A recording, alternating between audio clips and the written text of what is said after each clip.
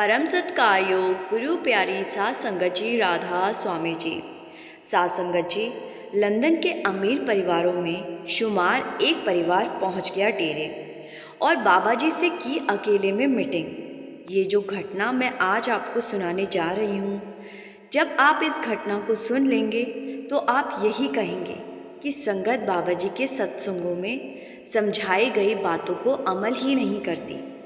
London में रहने वाला एक बहुत अमीर हिंदुस्तानी परिवार जब अपने खुद के प्राइवेट जेट से डेरे में पहुंचा और डेरे आकर बाबा जी से मिलकर अपने आने का मकसद बताया, तो बाबा जी ने उन्हें बहुत डांट लगाई, क्योंकि उनका डेरे आने का मकसद ही कुछ ऐसा था।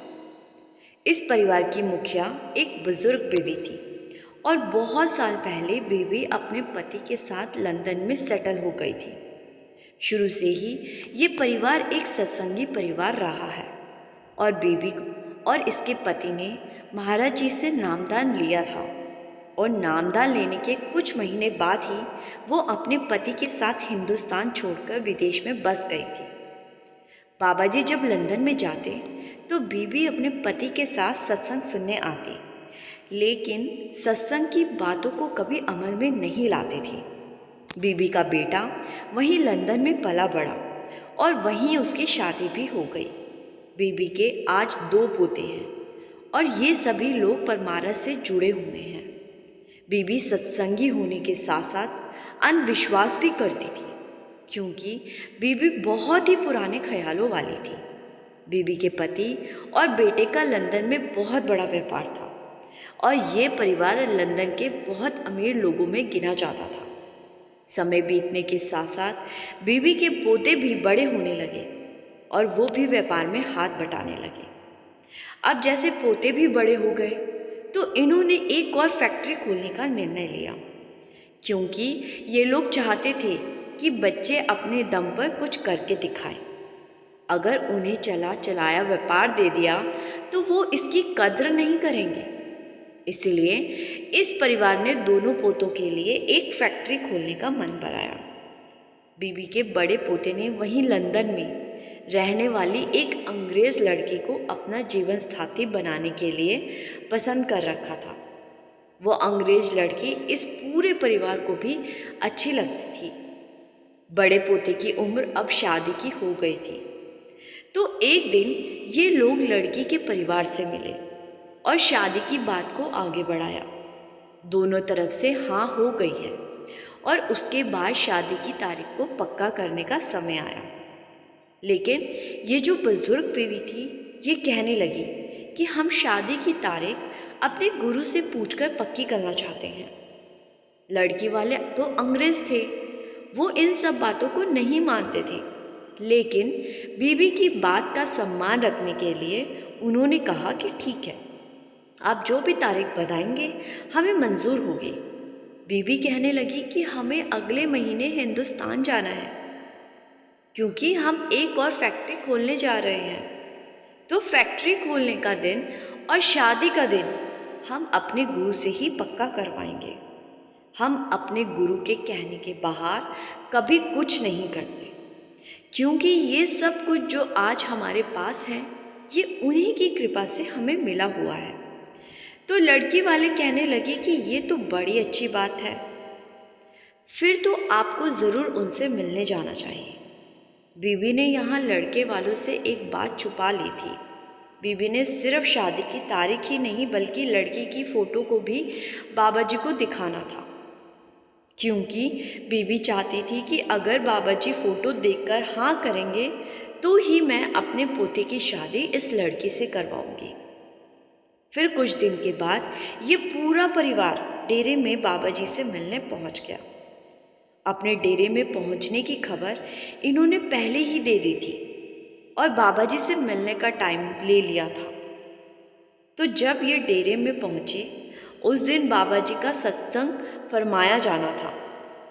सेवादारों ने कहा कि बाबा जी सत्संग के बाद आप लोगों से मिलेंगे, आप भी सत्संग सुन लीजिए। तो ये सारा परिवार भी सत्संग सुनने बैठ गया उस दिन सत्संग में बाबा जी ने इस परिवार के मन में उठ रहे सवालों पर ही बात की। सत्संग में बाबा जी कह रहे थे कि ना तो मालिक का बनाया गया समय गलत हो सकता है और ना कोई स्थान गलत हो सकता है।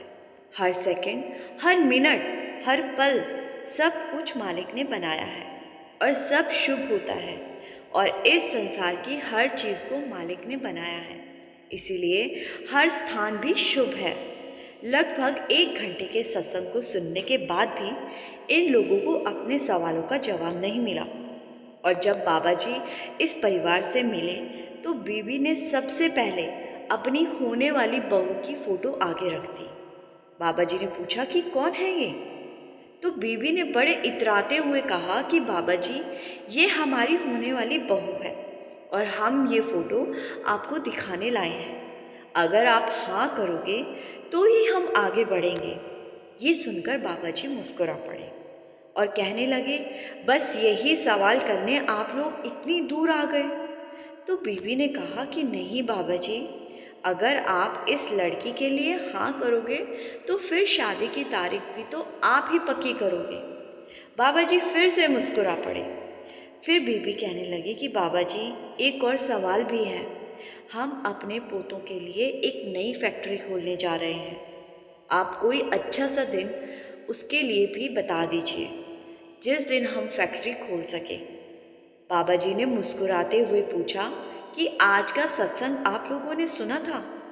तो बीबी कहने लगी कि हाँ बाबा जी, बिल्कुल सुना था। तो बाबा जी ने कहा, ठीक से नहीं सुना होगा। बीबी कहने लगी कि बाबा जी, एक एक शब्द ठीक से सुना था। तो बाबा जी ने कहा कि बीबी, अगर ठीक से सुना होता तो ऐसा सवाल ना करती।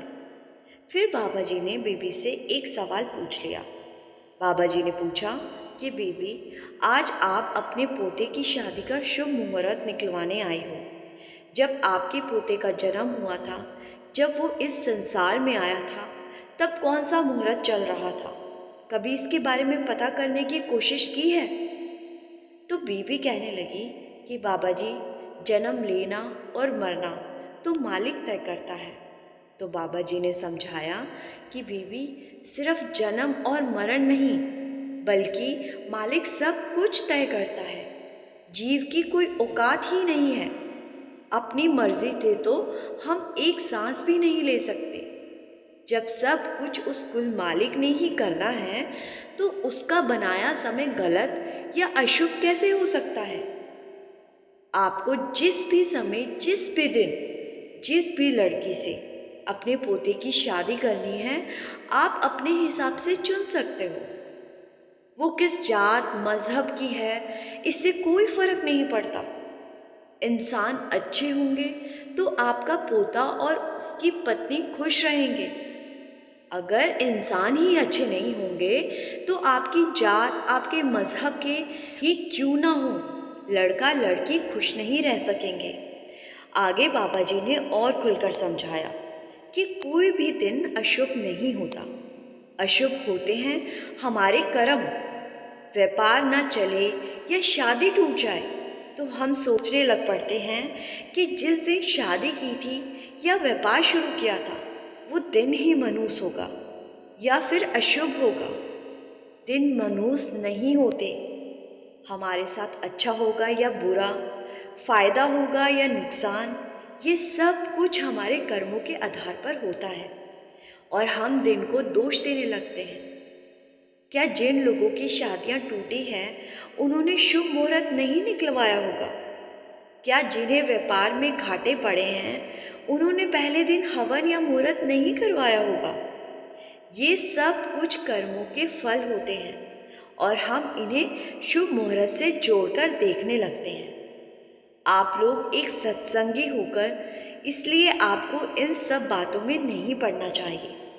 ये कहकर बाबा जी वहाँ से चले गए और बीबी को भी अपनी गलती पर शर्मिंदगी होने लगी और वो सोचने लगी कि मैं भी कितनी मूर्ख हूँ जो बाबा जी से ऐसे सवाल कर बैठे। साथ संगत जी, बाबा जी हजारों बार समझा चुके हैं कि हमें वहमों में नहीं पड़ना है। कोई बाबा जी से पूछता है कि रात को नाखून नहीं काटने चाहिए तो कोई मुहूर्त के बारे में सवाल करता है।